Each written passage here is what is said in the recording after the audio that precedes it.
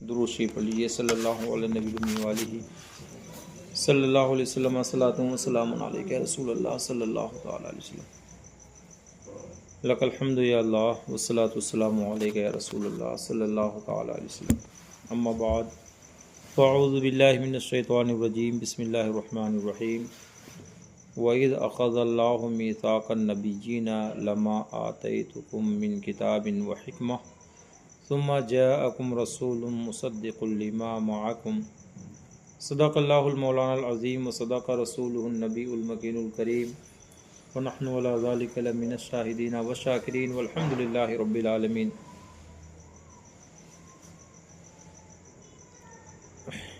अल्लाह पाक फरमाता है, यानी जब अहद लिया खुदा ने पैगंबरों से कि जो मैं तुम्हें किताब व हिकमत दूँ, फिर तुम्हारे पास वो पैगंबर आए जो तुम्हारी पैगंबरी और किताबों की तस्दीक करे।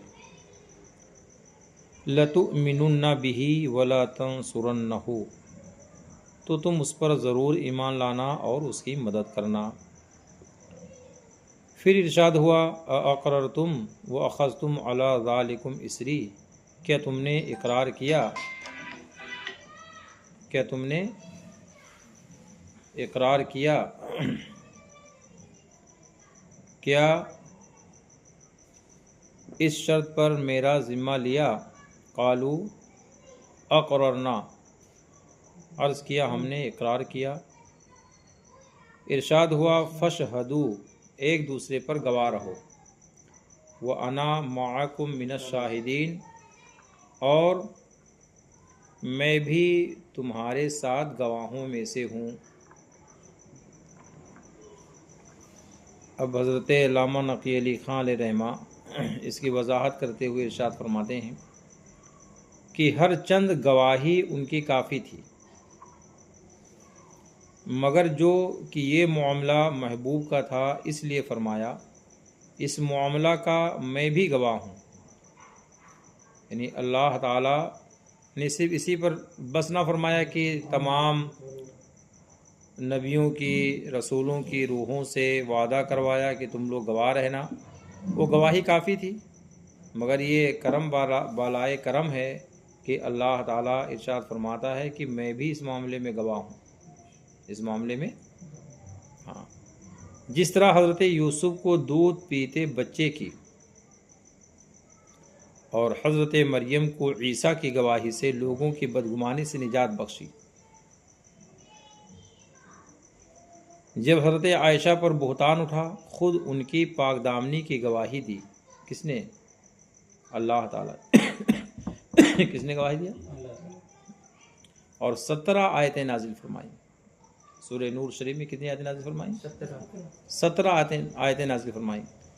अगर चाहता एक एक दरख्त व पत्थर से गवाही दिलवाता, अल्लाह पाक चाहता तो हर पत्थर से, दरख्त से, झाड़ों से अल्लाह पाक गवाही दिलवाता, मगर मंजूर ये हुआ कि महबूब की तहारत और पाकी पर ख़ुद गवाही दें। सुभान अल्लाह। और इज़्ज़त व इम्तियाज़ उनका बढ़ाएँ। ये फरमाते हैं कि अगर अल्लाह पाक अगर चाहता तो हज़रत आयशा पर जो बुहतान कुफ़ार व मुशरिकीन ने जड़ा था, बांधा था, किसी से भी गवाही दिला सकता था वो, मगर ये मोहब्बत है कि अल्लाह के रसूल जिससे महबूब रखें और जो उनकी शरीक हयात हैं, जिनसे सरकार बेपनाह मोहब्बत फरमाएँ, जब उनके लिए गवाही की बात आई तो अल्लाह ताला ने ख़ुद गवाही दिया। और 17 आयतें कुरान पाक में नाजिल फरमा करके अल्लाह तबारक व तआला ने आपके पाकदामनी का ऐलान फरमाया। जब कलम को पैदा फरमाया और कलम पैदा हुआ तो अल्लाह ताला ने हुक्म दिया, लिख। कलम को क्या हुक्म दिया? लिख।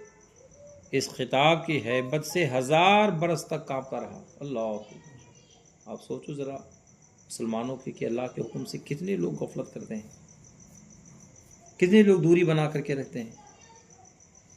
कलम को जब अल्लाह पाक ने पैदा फरमाया तो उसे इरशाद फरमाया कि लिख। तो कलम लिखने की बात तो बात की है लिखने से पहले फरमाते हैं कि अल्लाह ताला की इस खिताब की हैबत से 1000 बरस तक कांपता रहा। फिर अर्ज़ किया, ए मेरे रब क्या लिखूं। 1000 बरस के बाद जब हैबत ख़त्म हुई तो पूछा कि रब्बे करीम क्या लिखूं। हुक्म दिया, उक्तुब तौहीदी, मेरी तौहीद लिख।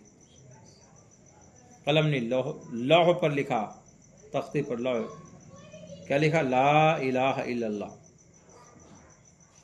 कि अल्लाह के सिवा कोई माबूद नहीं। तौहीद है ये, एक मानना, अल्लाह पाक को एक मानना। ये ला इलाहा इल्लल्लाह से हासिल हो जाता है कि अल्लाह के सिवा यानी सिर्फ एक है। फिर इरशाद हुआ, लिख दस्तूरुल अमल सब उम्मतों का कि औलादे आदम से जो खुदा की इताअत करेगा बहिश्त में जाएगा और जो नाफरमानी करेगा दोज़ख में पड़ेगा। अल्लाह, तो गोया कि अल्लाह ताला ने अपनी तौहीद के बाद में सबसे पहले तौहीद के लिखने का हुक्म दिया और उसके बाद में तमाम उम्मतों के आमाल को लिखने का हुक्म दिया। अल-क़िस्सा, कलम ने हस्बे हुक्म यही मजमून सब उम्मतों की निस्बत लिखा।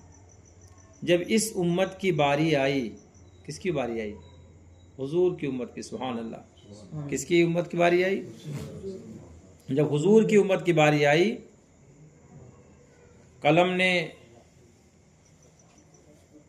लिखा उम्मते मोहम्मद से जो खुदा की इताअत करेगा बहिश्त में दाखिल होगा और जो नाफरमानी करेगा, लिखना चाहता था कि दोज़ख में पड़ेगा कि नागाह खिताब आया।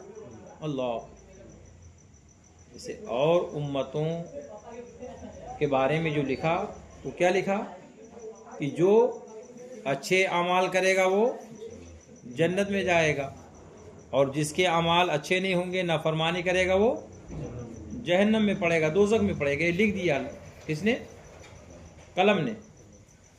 मगर जब हुजूर की उम्मत की लिखने की बात आई तो ये तो लिख दिया कि जो इताअत करेगा अल्लाह पाक की वो जन्नत में दाखिल होगा, और जब ये लिखा कि जो नाफरमानी करेगा तो अब कलम आगे लिखना चाहता है कि दोज़ख में पड़ेगा। मगर ये लिखने से पहले ही अल्लाह पाक का खिताब आ गया, हुक्म आ गया। क्या आ गया, तअद्दब या कलम, ए कलम अदब कर। अल्लाह, किसकी अदब का हुक्म है, उम्मते मुस्तफ़ा के अदब का हुक्म। अल्लाह, कितनी मोहब्बत अल्लाह ताला अपने महबूब सल्लल्लाहु अलैहि वसल्लम से फरमाता है। और हुजूर के सदक़े में हुजूर की उम्मत से भी अल्लाह पाक बड़ी मोहब्बत फरमाता है कि कलम ने लिखना चाहा तो फरमाया अदब कर। फरमाते ये खिताब सुन करके हैबत से शक हुआ।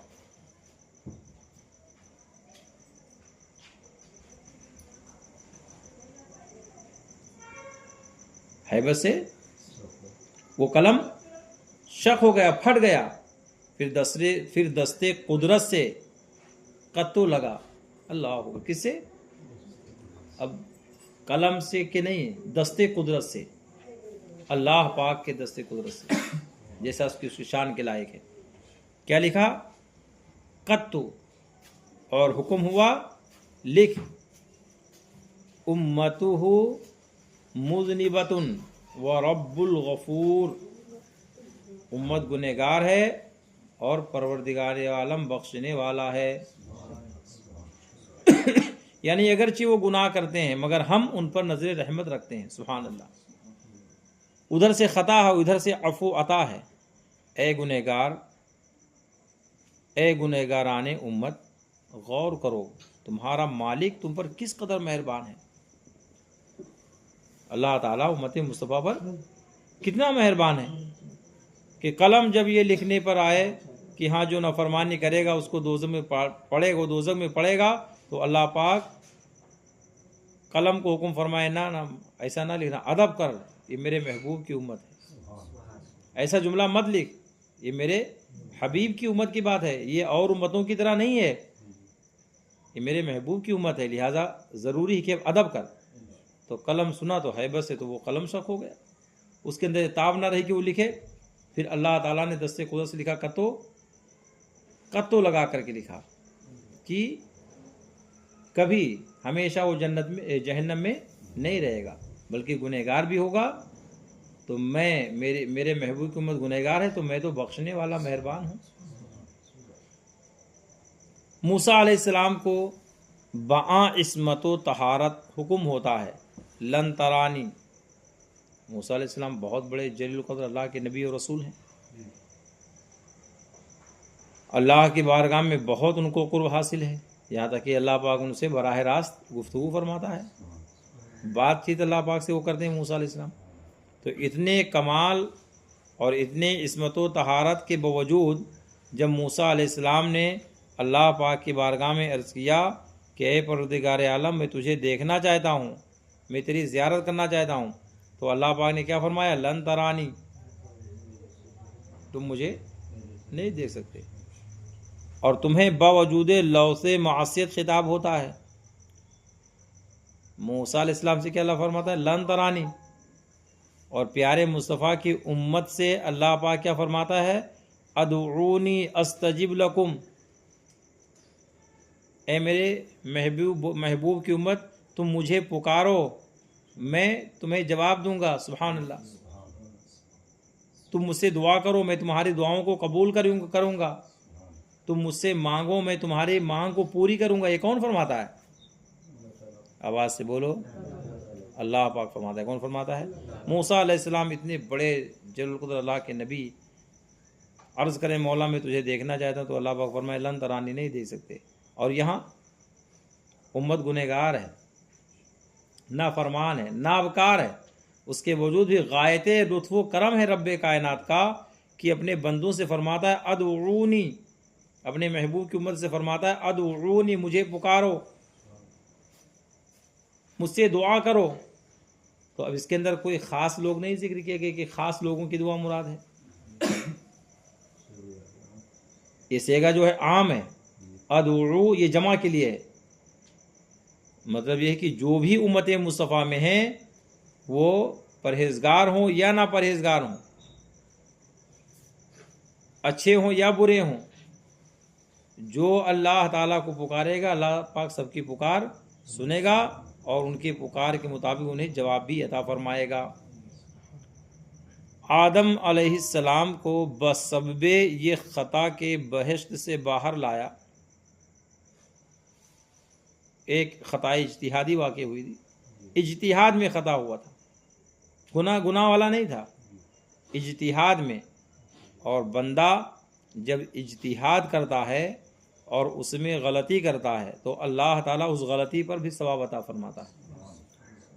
ये शान है मुज्तहिदीन की, जो उलमाए रब्बानीन हैं, उलमाए मुज्तहिदीन हैं, अइम्मे मुज्तहिदीन हैं, जो कुरान और हदीस में गौर कर करके और मसाइल को निकाल करके मुसलमानों के लिए आसानी फरमाते हैं, या उन्होंने आसानियाँ फरमाई हैं।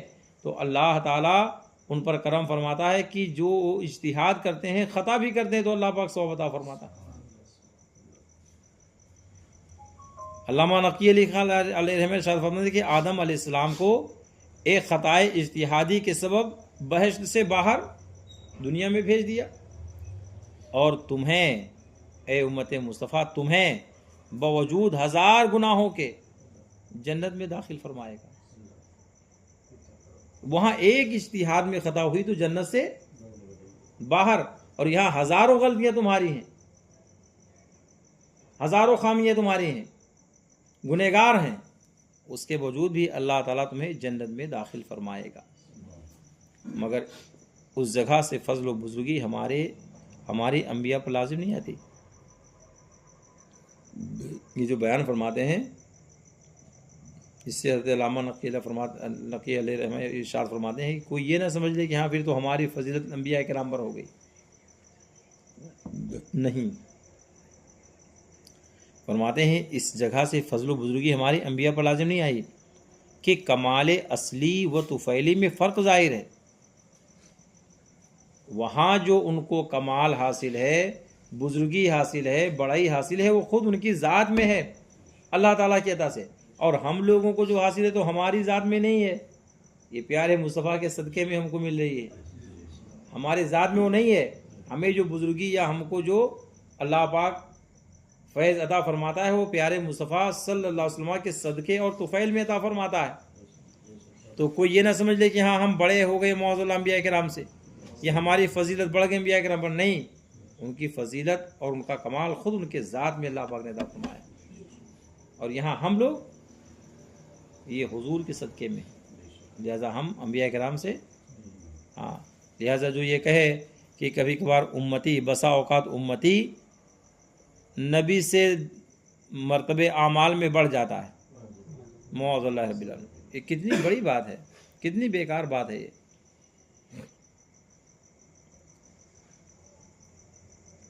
हम हरगिज़ इस इनायत के लायक नहीं। ये सब तुफ़ैल एक साहिब दौलत का है कि तमाम पैगंबरों का सरदार और खुदा का प्यारा है।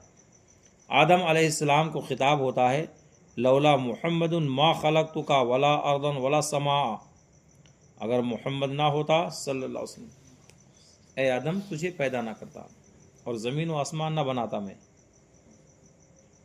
ठीक है। वहाब बिन मुनब्बिह कहते हैं, जब आदम अलैहिस्सलाम पैदा हुए बहश्त के दरवाज़े पर लिखा देखा। कहाँ? जन्नत के दरवाज़े पर क्या लिखा देखा?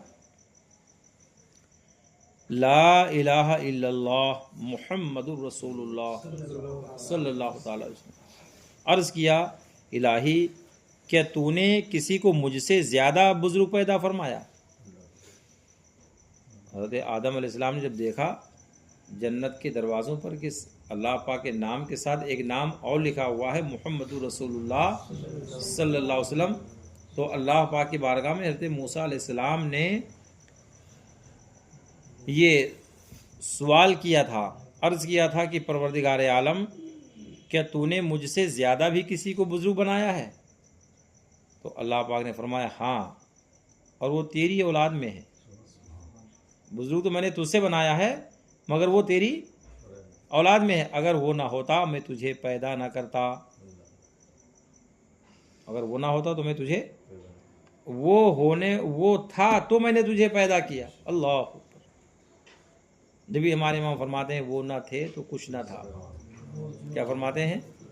वो ना थे तो, वो जो ना हो तो जान है वो जहान की, जान है तो जहान।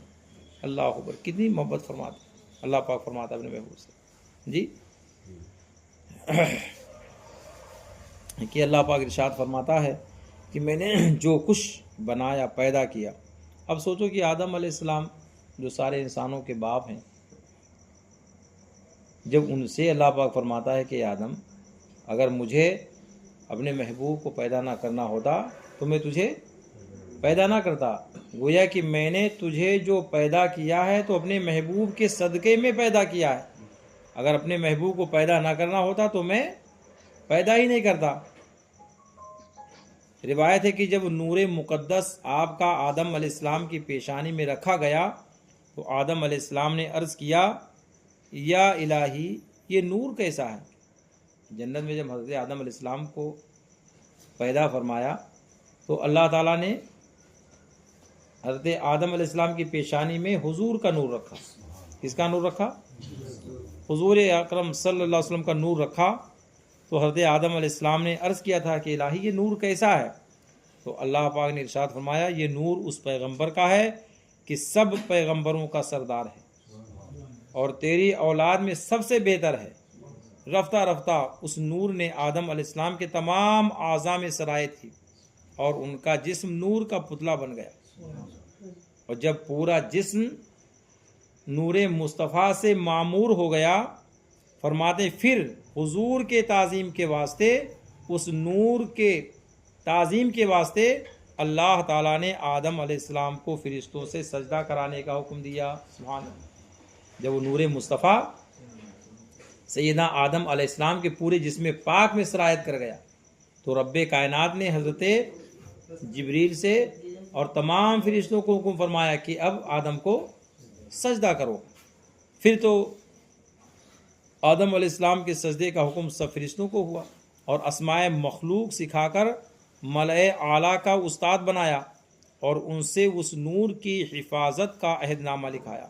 आदम अलैहिस्सलाम अक्सर औकात एक आवाज़ खुश अपनी पीठ से सुनते थे। सुभान अल्लाह। कहाँ से सुनते थे? कहाँ से सुनते थे?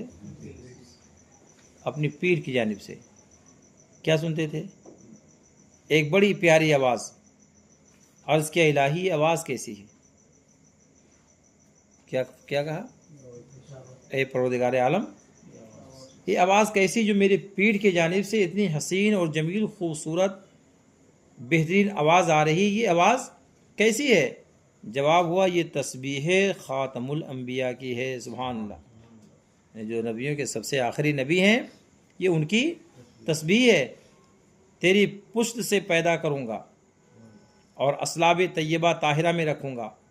बाज़ रिवायत में इस कदर ज़्यादा है कि फिर आदम ने अर्श की तरफ देखा, नाम हुजूर अक़दस सल्लल्लाहु अलैहि वसल्लम का अल्लाह के नाम के साथ लिखा पाया।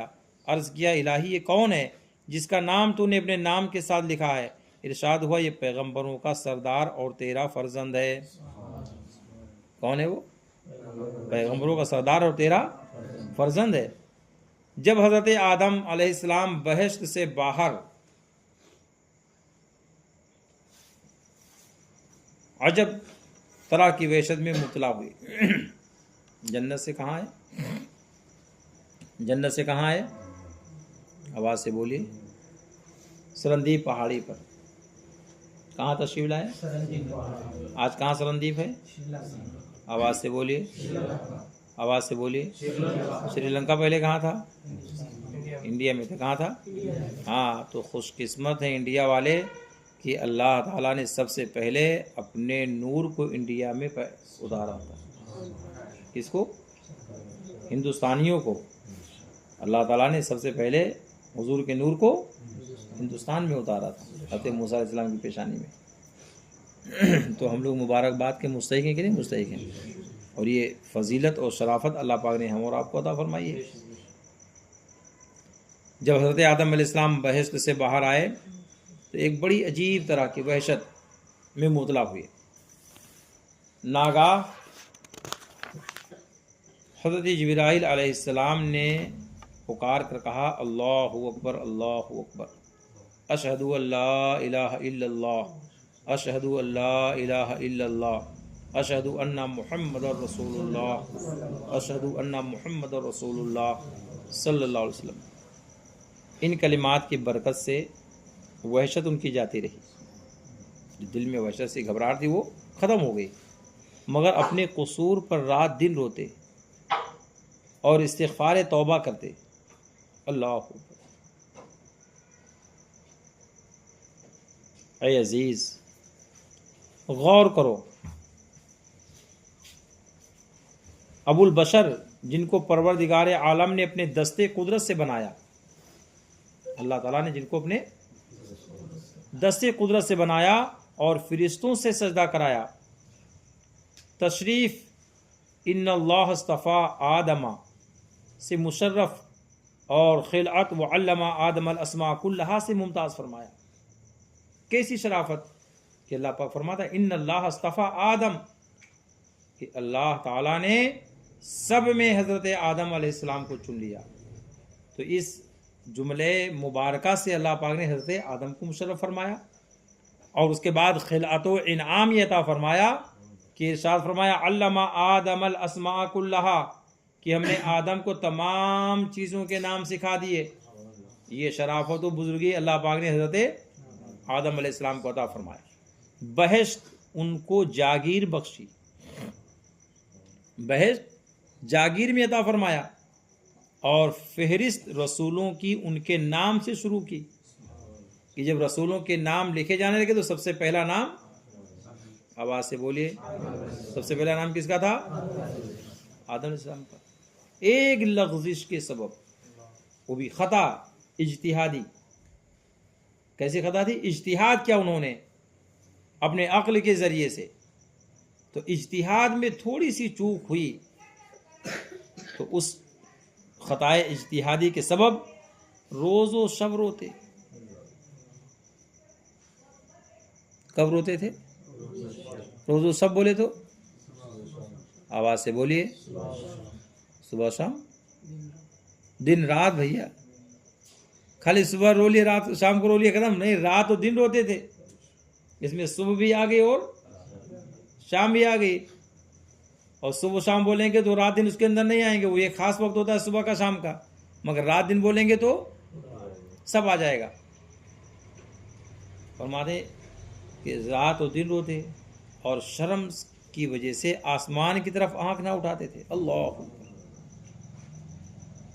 शर्म की वजह से आसमान की तरफ आंख भी ना उठाते थे। तो रात दिन गुनाह, तो रात दिन गुनाह करता है।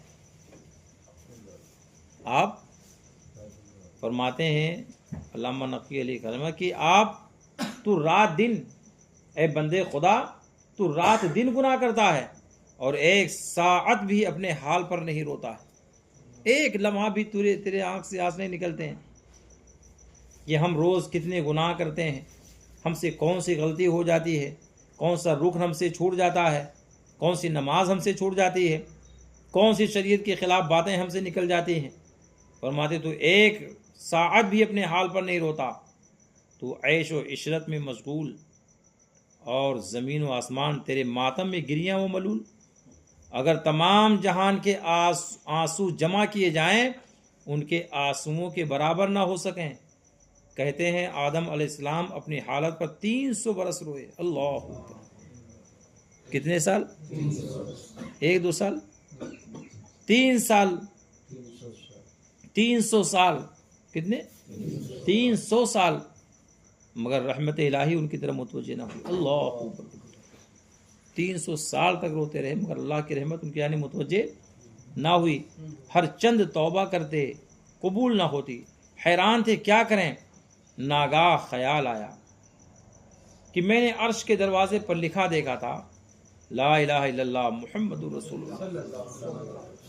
मालूम होता है कि मोहम्मद से ज़्यादा सल्लल्लाहु अलैहि वसल्लम कोई शख्स खुदा को प्यारा नहीं, कि उनका नाम अपने नाम के साथ अर्श पर लिखा है।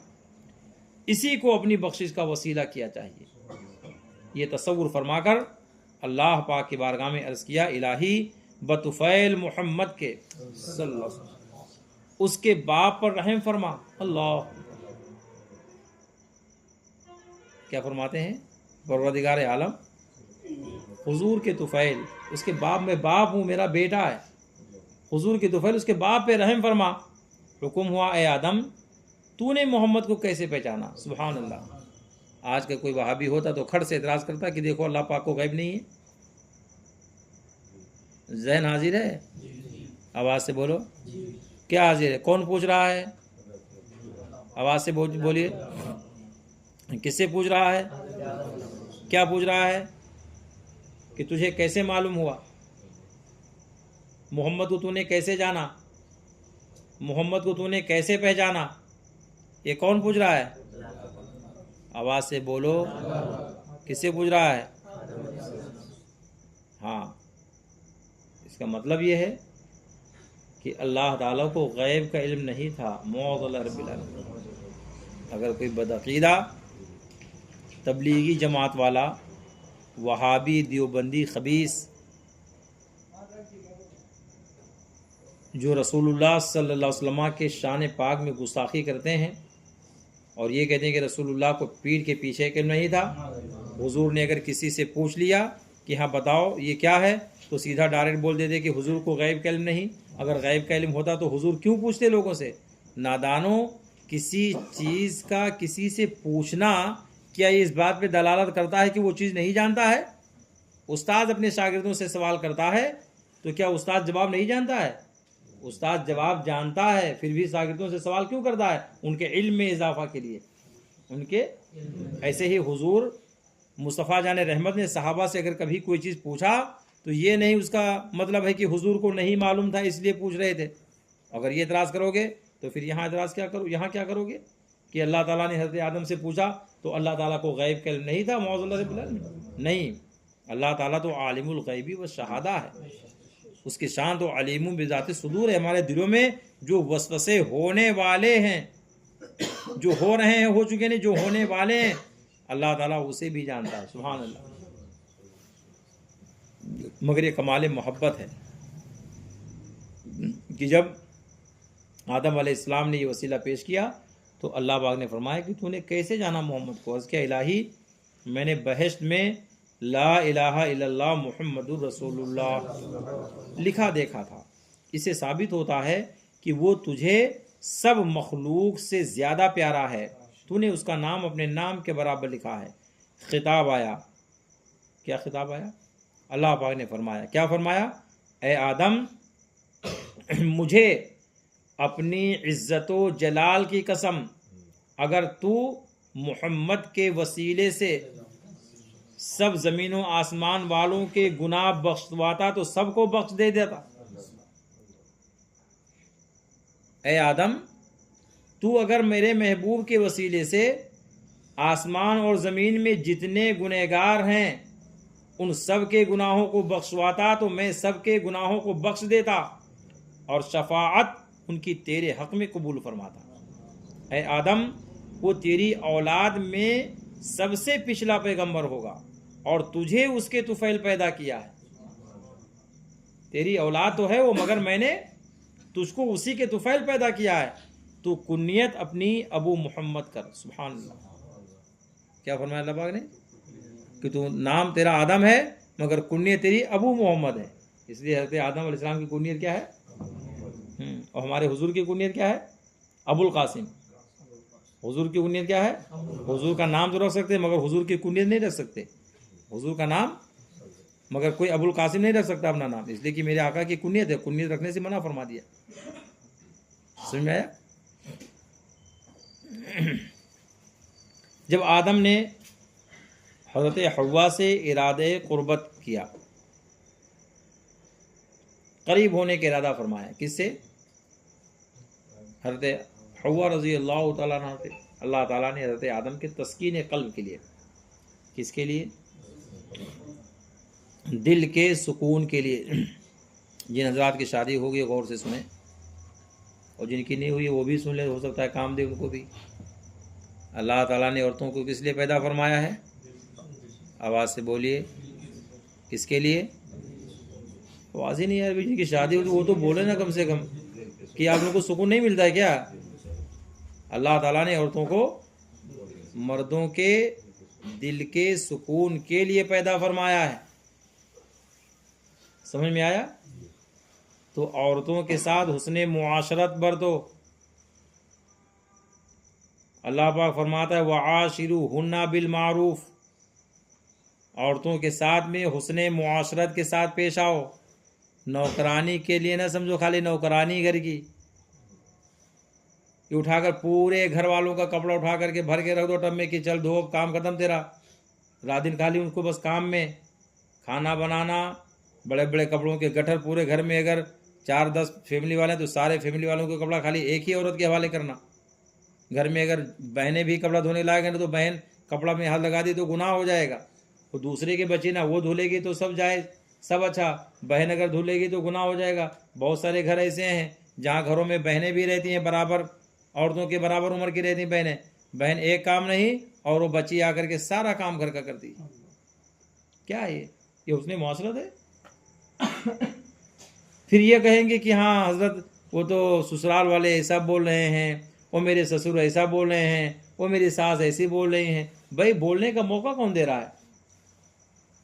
हमने उनको नौकरानी बना के समझा, तो जाहिर बात है बेचारी जब आपके घर में आएगी वो और इस तरीके से काम काज उससे आप लेंगे, जब अपने घर जाएगी तो आपके घर की तारीफ करेगी वो घर में? घर की तारीफ करेगी अपने घर जा कर के? नहीं।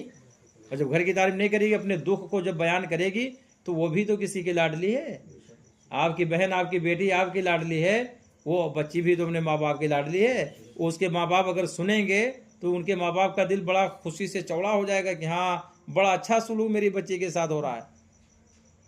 ऐसे ही दमादों को बांध करके मारा जाता है। और बाज तो इतने बड़े बदमाश होते हैं कि उन बिचारियों पे तो जुल्म करते हैं, बेल्ट से उनकी पिटाई करते हैं। बताओ, बेल्ट से पिटाई करते हैं। नादान शराब पी करके आएंगे घर में, पेशाब मुंह में भर करके आएंगे, अपने जिस्म में ले करके आएंगे, कमीनों को ये नहीं होगा कि मेरे शरीके हयात है। बेचारी दिन भर इनके बच्चों की देख रेख, खाना बनाना, घर का सारा कामकाज करना, शाम को आएंगे तो मुंह में वो पेशाब और उसके बाद में आकर के सवार हो जाएंगे। भी कोई और है तो नहीं। अब बची बीवी, तो बीवी बेचारी क्या करेगी वो। तो बात तो ऐसे है जो उनको बेल्ट से मारते हैं, बात तो जो मुंह पे मारते हैं, ऐसे बुरी तरह से उन पर जुल्म करते हैं। याद रखो वो किसी की रख्ते जिगर है जो अल्लाह ताला ने तुम्हारे तस्कीन कल्ब के लिए पैदा फरमाया था। आज तुमने तस्कीन कल्ब उनको दिया, उनसे तस्कीन कल्ब हुआ, आपके दिल को सुकून मिलता है, आपने तो उनको नौकरानी समझा है। अल्लाह ताला ने हज़रत आदम अलैहिस्सलाम को जब पैदा फरमाया जन्नत में, तो आदम अलैहिस्सलाम ने जब देखा जन्नत के नज़ारों को देखा तो जन्नत में किसी चीज़ की कमी नहीं है, मगर अपने हमजिन्स किसी को नहीं देखा, अपने जिन्स से, इंसान से किसी को नहीं देखा। जन्नत में बेशुमार बहार हैं, हर चीज़ जन्नत में मौजूद, किसी चीज़ की कमी नहीं, मगर जब अपने हमजिन्स नहीं देखा तो आपके दिल को सुकून नहीं मिला। तो अल्लाह ताला ने आपकी पिछली से हज़रत हव्वा रज़ी अल्लाह ताला अन्हा को पैदा फरमाया और उनके इत्मीनान और सुकून के लिए, सुकून कल्ब के लिए रब्बे कायनात ने हज़रत हव्वा को जब पैदा फरमाया तो अल्लाह ताला ने हज़रत आदम को सुकून बख्शा, उनके दिल को इत्मीनान अता फरमाया। आज आपका मौशरा क्या है। इसलिए याद रखो जो अल्लाह पाक फरमाता है वह आशिरुहुन्ना बिल मारूफ, और ये भी है फनकिहू मा ताबा लकुम मिनन निसा, औरतों में से जो तुम्हें पसंद आए उनसे निकाह करो, ना पसंद आए तो पहले ही रिजल्ट कर दो कि भाई मेरे समझ में बच्ची नहीं आ रही है। ऐब वैब निकालने की नहीं, उसके अंदर नाक टेढ़ी है, उसके कान टेढ़ी है, उसके आँख ऐसे हैं, वो सब बताने की ज़रूरत नहीं है।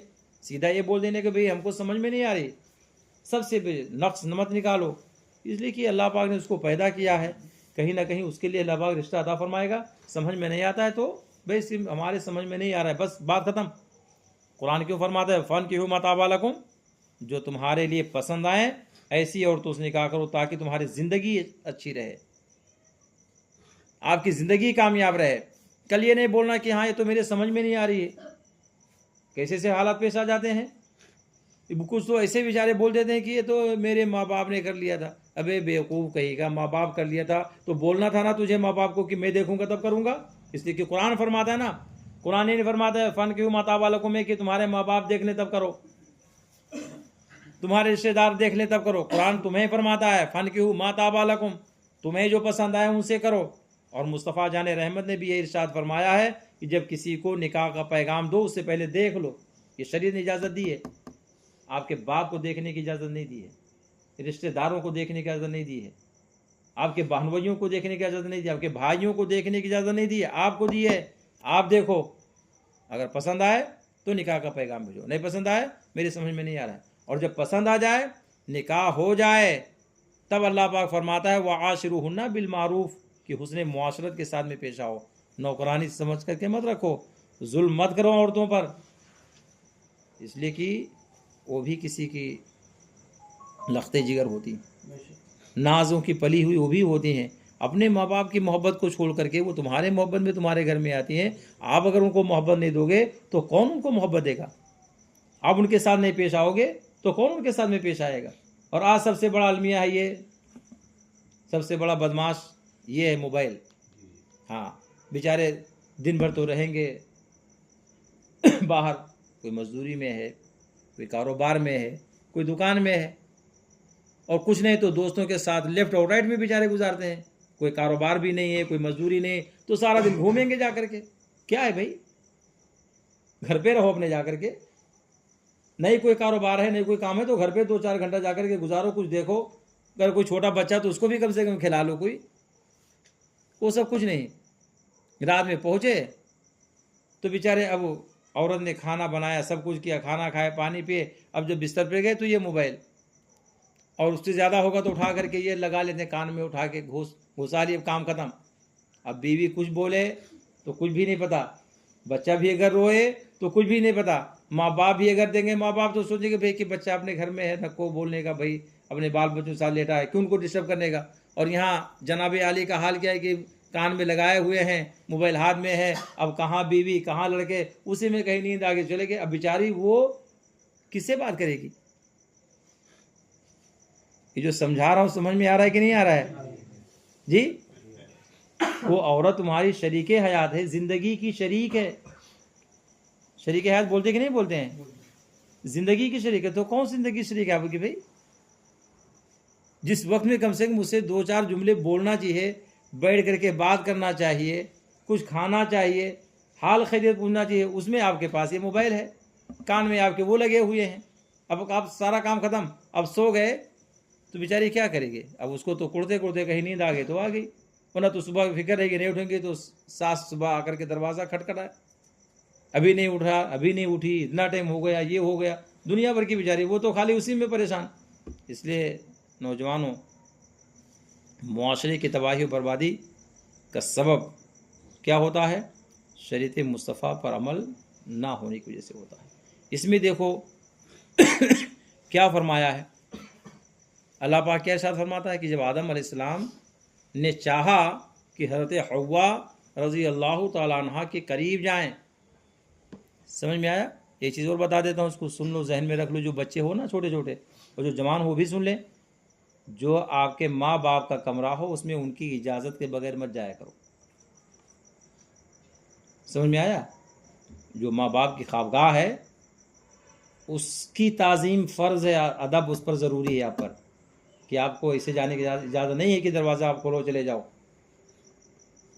इसी बिना पर आला हज़रत अज़ीमुल बरकत मुजद्दिद दीन व मिल्लत शाह इमाम अहमद रज़ा अलैहि रहमत व रिज़वान ने इरशाद फरमाया कि जब आप अरफात में जाएं, जबल रहमत के करीब, जबल रहमत समझते कि नहीं समझते हैं? जबल रहमत वो पहाड़ है जिस पर हज़रत आदम और हज़रत हव्वा की मुलाकात हुई थी। हज़रत आदम अलैहिस्सलाम कहाँ से गए थे? सरंदीस, कहाँ से? और जद्दा से हज़रत हव्वा आई थी उस पहाड़ी पर। दोनों हज़रात की मुलाकात कहाँ हुई थी? सबसे पहले मुलाकात दुनिया में कहाँ? आवाज़ से बोलिए। तो हमारे इमाम फरमाते हैं कि वो हज़रत आदम अलैहिस्सलाम हज़रत हव्वा की मुलाकात की जगह, इसलिए आपको पहाड़ पे चढ़ने की इजाज़त नहीं। अल्लाह, पहाड़ पे चढ़ने की इजाज़त नहीं। फरमाते नीचे से आप, अदब आप पर ज़रूरी है कि आप, ये हमारे माँ बाप की मिलने की जगह है, अदब यह है कि आप नीचे से ज़ियारत करो और जो आपको पढ़ना हो, दुरूसी पढ़ना हो, दुआ पढ़ना हो, जो मांगना हो मांगो, ज़ियारत करो, अदब की जगह। मगर चढ़ने से मना फरमा दिया कि बेटे को जाने की इजाज़त नहीं है। तो ऐसे ही जो हमारे बच्चे रहते हैं कि नहीं रहते, घर में रहते हैं, माँ बाप घर में हों बगैर इजाज़त उनके कमरों में नहीं जाना चाहिए। ठीक है? जब अल्लाह ताला ने हज़रत आदम अलैहिस्सलाम को पैदा फरमाया और हज़रत हव्वा को पैदा फरमाया, तो आदम अलैहिस्सलाम ने मिलने का इरादा जब जाहिर किया, किससे? तो औरत के मिलने से पहले महर जानते कि नहीं जानते हैं? यहाँ तो मरने के बाद बेचारी औरतें महर बख्शती हैं। बहुत सारी औरतें तो ऐसी होती हैं कि शौहर साहब जनाबे आली दुनिया से तशरीफ़ ले जाते हैं, तब वो सराहने बैठ करके बख्शती हैं कि महर मैंने माफ़ कर दिया। ये हाल है जी, हालत है। ये सबसे पहला हक उनको है महर, जिस महर के ज़रिए से अल्लाह ताला ने उनको तुम्हारे लिए हलाल फरमाया है। उस महर के दिए बगैर औरत अगर चाहे तो तुमको अपने करीब मत आने दे, ये शरीयत की जानिब से हुक्म है। मगर क्या आपको मालूम है, जब कभी आप सुनोगे नहीं, उलमा के महफिल में बैठोगे नहीं, बड़ी मुश्किल से बेचारे फ़ोन लगा लगा कर तब आओगे यहाँ 10-15 मिनट के लिए, और वो भी समझोगे कि एहसान करते हैं। ये भी समझते होंगे आप लोग कि हाँ मैं पहुँच गया 10 में तो मेरा एहसान है। मेरे बच्चों, ऐसा बिल्कुल मत करो। ये ज़िंदगी अल्लाह पाक ने आपको ऐसे बेकार गुजारने के लिए नहीं दिया है। आप कुछ भी करते हो, हफ्ते में आपको 1 घंटे का टाइम निकालना है। कितना टाइम निकालना है? हाँ, 1 घंटा टाइम आप नहीं दे पाते हो, ताज्जुब की बात है। कौन से काम में आप रहते हो? और फिर 9 बजे के बाद में आपका कौन सा कारोबार रहता है भाई? कौन सी भीड़ आपकी पब्लिक रहती है? डॉक्टर हो, डॉक्टरों के यहाँ तो पब्लिक चाहे रात हो दिन हो, तो बेचारे जो मरीज है लगे रहते हैं। मेरे नज़र में तो खाली, बाकी तो नहीं कोई नज़र आता है कि भाई रात में किसी का कारोबार चलता हो, कि है कोई कारोबार ऐसा। या ऑनलाइन जिसका कारोबार है तो मोबाइल पे तो यहाँ बैठकर भी ऑनलाइन कर सकते हो, आकर बैठो पीछे अपना आराम से करो ऑनलाइन काम, कोई मना थोड़ी करता है। मगर कम से कम हो सकता है कि कोई बात जहन में आए, अल्लाह पाक उसका असर दिल में पैदा फरमाए, और ज़िंदगी में इनकलाब पैदा हो तो ये बहुत बड़ी रहमत होगी हम और आपके लिए। वरना क्या हाल होता है, ना आपको खुद की फ़िक्र, ना अपने दोस्तों की फ़िक्र। कितना बड़ा अजरी नगर है ये महल्ला जो है, ये कितना बड़ा है। आप हर चीज़ में दोस्ती का पास ख्याल रखते, रिश्तेदारी का ख्याल रखते, हर चीज़ में। और दर्स के अंदर नेकियों की तरफ दावत बुलाने, नेकियों की तरफ बुलाने में, दावत देने में आप इतने पीछे रहते हो कि आप किसी अपने दोस्त को फ़ोन लगा कर नहीं बोल सकते कि आज चलो दर से आना है, चलो चलना है, आज जाना है। कैसे दोस्त आपको है? अच्छाइयों में जो आपका दोस्त ना हो, बुराइयों में दोस्ती अदा करे, तो कौन दोस्त है आपका? वो भाई दोस्त वही अच्छा होता है जो आपको नेकियों तरफ लेकर के जाए। बुराई से जो लेकर के जाए, कौन सा दोस्त? तो दुश्मन होगा आपका। और यहाँ कोई बुराई आपसे करवाई जाती है जी? अभी पूछा जाए तो महर का मसला भी नहीं मालूम होगा, इल्ला माशाअल्लाह। सबको नहीं कहता हूँ, मगर जो लोग नहीं अभी शादीशुदा हैं, कम से कम उनको तो मालूम कर लेना चाहिए। जो शादीशुदा है उन्होंने तो महर वगैरह अदा कर दिया होगा, जो नहीं है तो कम से कम वो तो सीख लें। वरना तो वही होगा कि बेचारी जैसे पहले ज़माने के जो उम्र दराज हैं, वो जैसे माफ़ करवाते हैं, इंतकाल करने के बाद माफ़ करती हैं। और पहले ज़माने में तो ऐसे होता था कि वो शौहर जब घर में होता था, जब पहली रात होती थी, तो वो मोटा लकड़ी लेकर बैठता था वो कि पहले महर माफ़ करो तब आना। अल्लाह, ये हाल था पहले के ज़माने के लोगों का कि महर वो ज़बरदस्ती माफ़ करवाते थे औरतों से। महर देते नहीं थे बल्कि माफ़ करवाते थे। अब उसी में किसी ने माफ़ किया तो किसी ने नहीं माफ़ किया, तो बेचारी जब शौहर साहब दुनिया से चले जाते थे, तब वो सराहने बैठ कर अपनी महर माफ़ करती कि मैंने अपने महर को माफ़ कर दिया। अगर औरत साहब भी पहले दुनिया से चली गई तो कौन माफ़ कराया? वो तो पूरा कर्जा का कर्जा बाकी रहा। हाँ, दूध भी माफ़ करवाते हैं लोग। कब माफ़ करवाएंगे? जब बेटे का अगर इंतकाल हो गया तो माँ बोलती है कि दूध मैंने माफ़ कर दिया। अब ये दूध माफ़ करने का रिवाज कहाँ से चला? मगर ये तो मैं समझता हूँ कि वो माँ की ममता है। दूध माफ़ करने का मतलब ये होता है कि अगर मेरे बेटे ने मुझे कोई सताया हो तो मैंने उसको माफ़ किया। मैं ये समझता हूँ उसका खुलासा दूध माफ़ करने का, और ये अच्छा है अगर ये नज़रिया है तो। और मैं तो समझता हूँ कि उसका मतलब मफ़हूम यही होता है कि वो माएँ यही कहती हैं कि मेरे बेटे ने जो भी मुझे सताया हो, तकलीफ़ पहुँचाया हो, ए रब्बे कायनात में माफ़ करती हूँ, मेरे बेटे को मैंने दोस्त बख्श दिया, यानी मैंने माफ़ कर दिया उसकी गलतियों को। अब सोचो कितनी उसकी ममता रहती है। आप भी कभी सोचे होंगे, नौजवान जिनके बदन में खून है, कभी सोचे होंगे अपने माँ के बारे में कि चलो हम दुनिया में तुमसे माफ़ी मांग लें? कभी तकलीफ़ पहुँचाया होगा तो कभी अम्मी जान की बारगाह में हाजिर हो जाएं, कह दें कि अम्मी जो मैंने गलती की हो या कभी तकलीफ़ पहुँचाया हो तो मुझे माफ़ कर दो? नहीं, इसलिए कि सीखा ही नहीं आपने, इसका दर्स ही आपने नहीं लिया है। सबसे पहला मदरसा माँ की गोद है। सबसे पहले परवान चढ़ाने वाली वो माँ है जिसने 9 महीने आपको अपने पेट में रखा, और 9 महीने जब आप पेट में रहे, जब आप दुनिया में तशरीफ़ लाए, तो भी बेचारी आपको मोहब्बत के साथ में खूनी जिगर पिला पिला करके आपको बड़ा किया, बढ़ाया। पले बढ़े बड़े हुए, और जब जवान हो गए तो अब आँख दिखाने लगे माँ को। माँ ने अगर कहा बेटा ये काम कर लो तो हाँ हूँ ई पी करके काम लेते हो, और कहीं ने अगर नहीं करना है तो न जाने क्या क्या बहाने तलाश करते हो। गलत है ये।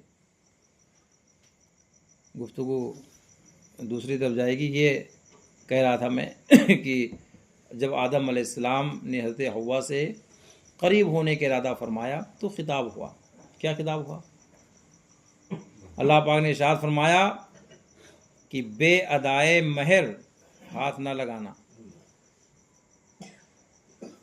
तो महर कोई आज की चीज़ है? अल्लाह पाक ने फरमाया कि भाई महर अदा किए बगैर हाथ न लगाना। अर्ज़ किया इलाही इसका महर क्या है? इसका तो आप लोग जानते कि नहीं जानते हैं? हज़रत हव्वा का महर क्या था मालूम है? हाँ, कौन बातें हुक्म हुआ कि तू मोहम्मद सल्लल्लाहु अलैहि वसल्लम पर 10 बार दुरूद भेजे। जी, कितनी बार भेजना चाहिए? 10 बार फरमाया। आज जुमा का दिन था, 100 बार दुरूद शरीफ पढ़ने की बड़ी फजीलत है। जी, पढ़ते हैं आप लोग? जुमा की नमाज के बाद उसकी फजीलत कब है? जो 100 मरतबा दुरूद शरीफ पढ़ने की फजीलत आई है वो जुमा की नमाज पढ़ने के बाद मदीना शरीफ की तरफ रुख करके आप पढ़ेंगे तो 40 मुरादें आपकी दुनिया में और 40 मुरादें आपकी आखिरत में अल्लाह पाक पूरी फरमाएगा। ये आदत डालें आप लोग। कितना टाइम लगता है? मैं पढ़ता हूँ तो मुझे तो 5 से 7 मिनट। कितना? और दुरूद रज़विया शरीफ, दुरूद जुमा सल्लल्लाहु अला नबील उम्मी व आलिहि सल्लल्लाहु अलैहि वसल्लम सलातुम व सलामुन अलैका या रसूल अल्लाह, इतना ही। ये दुरूद जुमा है, इसको दुरूद रज़विया भी कहा जाता है। इसलिए आला हज़रत भी इसको बहुत पाबंदी के साथ में पढ़ते थे, तो पढ़ना चाहिए दुरूद शरीफ, इसकी बड़ी फजीलत है। समझ में आप लोगों को कि 2 रकात पढ़ करके निकल आते हो मस्जिद से, 2 रकात ख़त्म होगी चले गए मस्जिद से। ऐसा मत किया करें। सुन्नत नवाफिल पढ़ने के साथ दुरूद शरीफ पढ़ करके उसके बाद ही जाया करें। दुरूद शरीफ पढ़ लीजिए। सल्लल्लाहु अलैहि व सल्लम सल्लल्लाहु अलैहि वसल्लम सल्लल्लाहु अलैहि वसल्लम।